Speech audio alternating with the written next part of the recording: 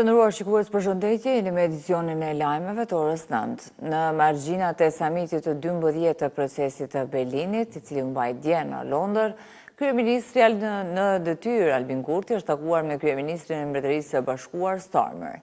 Zyra e kryeministrit njoftoi se ata diskutuan për mënyrat e fillimit të bashkëpunimit në fusha me interes të përbashkët si energjia, siguria, mbrojtja, infrastruktura dhe edukimi.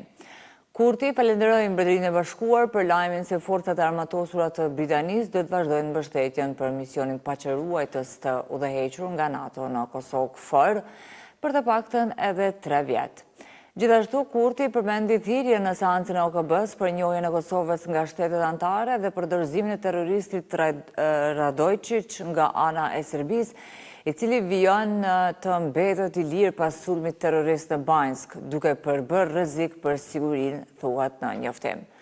Kryeministri në detyrë është takuar dhe me ministrin francez për Evropë, Benjamin Haddad.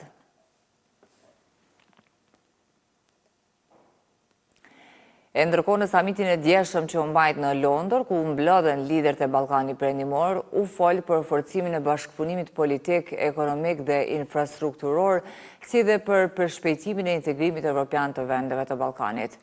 Në këtë samit, kryeministri në detyrë Albin Kurti thanë se përparimet e bëra në Kosovë mbesin nën hijen e kërcënimeve dhe agresionit të vazhdueshëm nga Serbia, duke kërkuar ndër të tjera që Beogradi të mos lejohet të veprojë pa u ndëshkuar.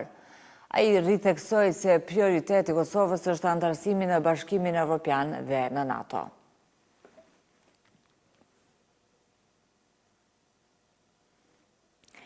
E në anën tjetër, lideri i vetëvendosis Albin Kurti, me të kthyer nga samiti i Berlinit, do t'i bie të përballet me afatin e fundit për krijimin e qeverisë.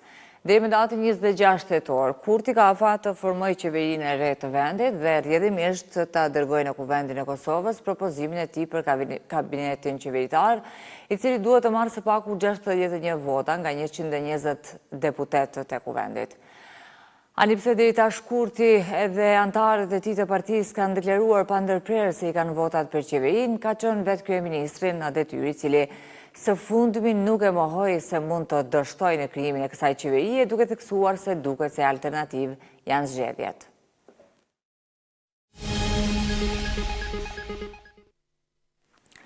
Dhomat e specializuara të Kosovës në Hag i kanë shtyrë për në muajin nëntor seansa gjyqësore të para të nisin nga e hëna.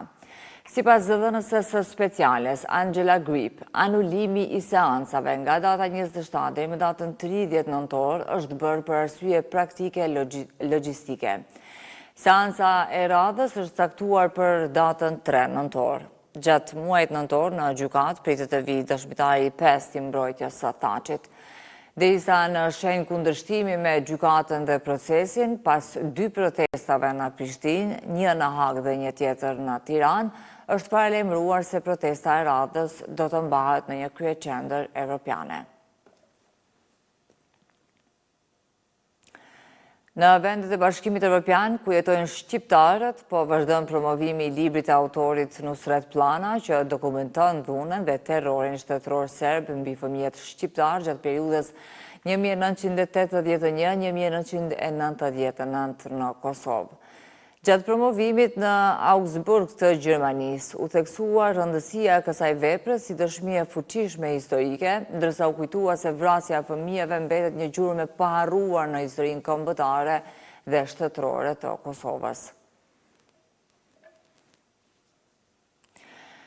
Ndaj Serbisë, shtetit që asnjëherë nuk ka kërkuar falje për krimin e gjenocidit në Kosovë, Parlamenti Evropian, përmes një rezolute që e miratoi dje, dënon fuqishëm polarizimin politik dhe shtypjen shtetërore të vazhdueshme në Serbi. Një vit pas aksidentit tragjik në Novi Sad, përmes një rezolute, eurodeputetët kanë shfaqur shqetësim për propagandën anti-BE dhe proruse në Serbi. Parlamenti Evropian bën thirrje për llogaridhënie dhe reforma demokratike në Serbi dhe kërkon t'i vendosen sanksione Rusisë.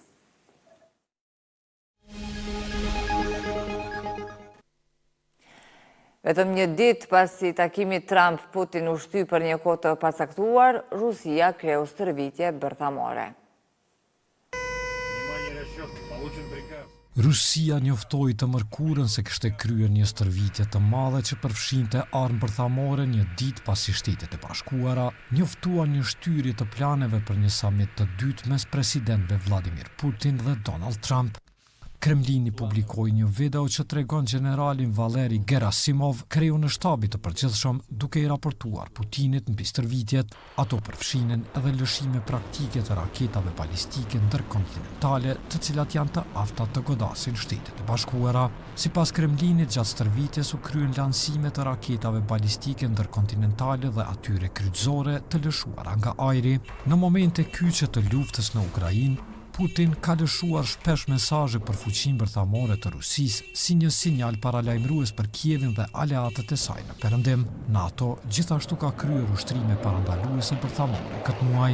Putin dhe Trump folën javën e kaluar dhe u pajtuan të mbanin një samit në Hungari që Kremlini tha se mund të zhvillojë brenda disa javësh, por pas një telefonate të hënën mes diplomatëve më të lartë të dyja vendeve, Shtëpia e Bardhë tha të nesërmen se Trump nuk kishte plane për të takuar me Putinin në të ardhmen e afërt. Ai tha se nuk donte të kishte një takim të kotë, diçka që Moska gjithashtu thotë se dëshiron ta shmangë. Zyrtarët rus megjithatë thanë se përgatitjet për një samit vazhdojnë.